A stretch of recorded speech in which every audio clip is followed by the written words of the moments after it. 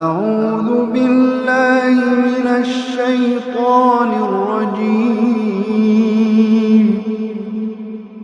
بسم الله الرحمن الرحيم.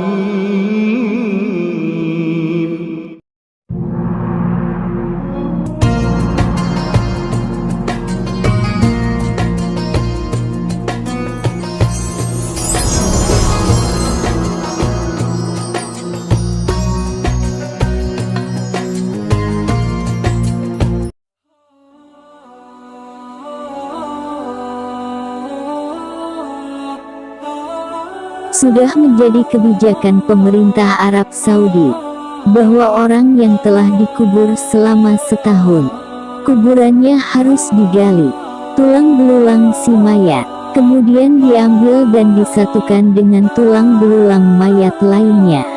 Selanjutnya, semua tulang itu dikuburkan di tempat lain di luar kota.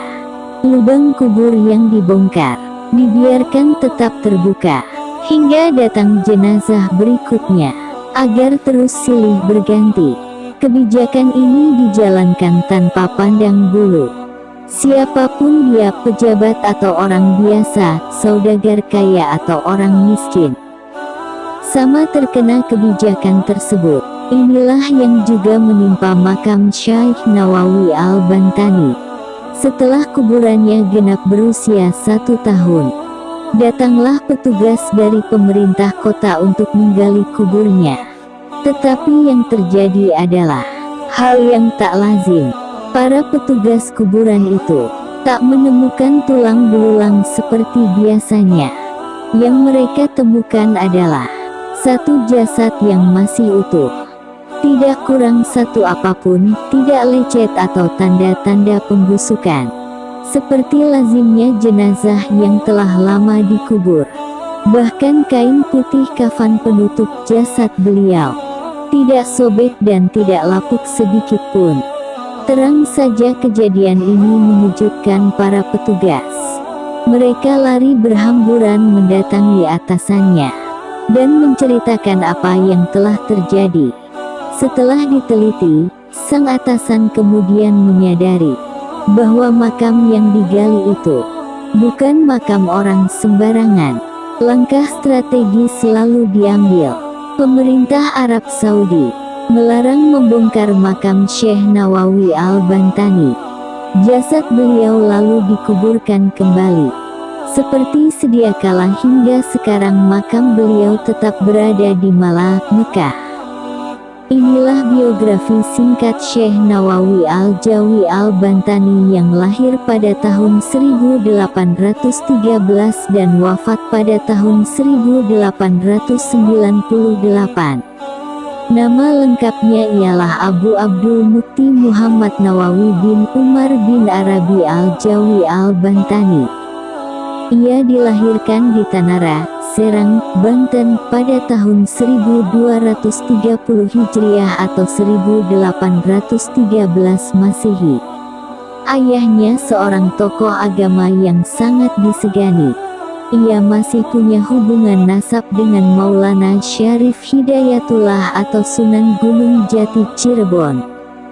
Pada usia 15 tahun, Nawawi muda pergi belajar ke Tanah Suci Mekah karena saat itu Indonesia yang namanya masih Hindia Belanda dijajah oleh Belanda yang membatasi kegiatan pendidikan di Nusantara. Beberapa tahun kemudian ia kembali ke Indonesia untuk menyalurkan ilmunya kepada masyarakat. Tak lama ia mengajar, hanya 3 tahun, karena kondisi Nusantara masih sama, di bawah penjajahan oleh Belanda, yang membuat ia tidak bebas bergiat. Ia pun kembali ke Makkah dan mengamalkan ilmunya di sana, terutama kepada orang Indonesia yang belajar di sana. Banyak sumber menyatakan Syekh Nawawi wafat di Makkah dan dimakamkan di Malah pada 1314 H. 1897 M. Namun menurut Al-Alam dan Mujam Mualim, 2 kitab yang membahas tokoh dan guru yang berpengaruh di dunia Islam, ia wafat pada 1316 H. 1898 m. Peran strategis bagi dunia dan Indonesia. Syekh Nawawi Al-Bantani adalah satu dari 3 ulama Indonesia yang mengajar di Masjid Al-Haram di Makkah Al-Mukarramah pada abad ke-19 dan awal abad ke-20. Dua yang lain ialah muridnya Ahmad Khatib Minangkabau dan Syekh Mahfuz Termas. Ini menunjukkan bahwa keilmuannya sangat diakui, tidak hanya di Indonesia, melainkan juga di semenanjung Arab. Syekh Nawawi sendiri menjadi pengajar di Masjid Al-Haram sampai akhir hayatnya, yaitu sampai 1898. Lalu dilanjutkan oleh kedua muridnya itu. Wajar jika ia dimakamkan berdekatan dengan makam istri Nabi Muhammad, Khadijah radhiyallahu. Syekh Nawawi Al-Bantani mendapatkan gelar Sayyidu Ulama Al-Hijaz yang berarti sesepuh ulama Hijaz atau guru dari ulama Hijaz atau akar dari ulama Hijaz.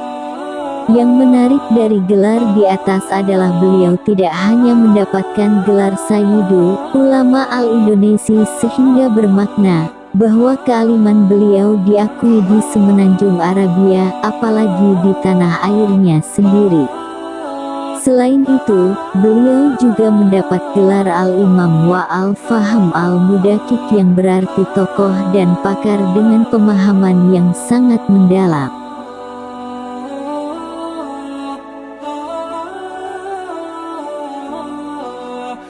Sumber dari kisah ini dikutip dari situs islam.nu.or.id dan untuk sumber foto dari Google Random.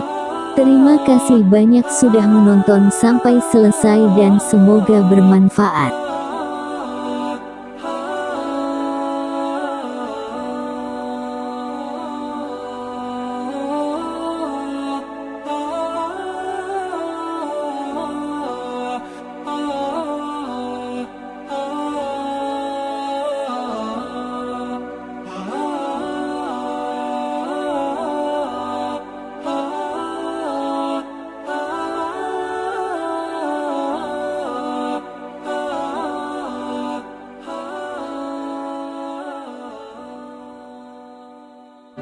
الحمد لله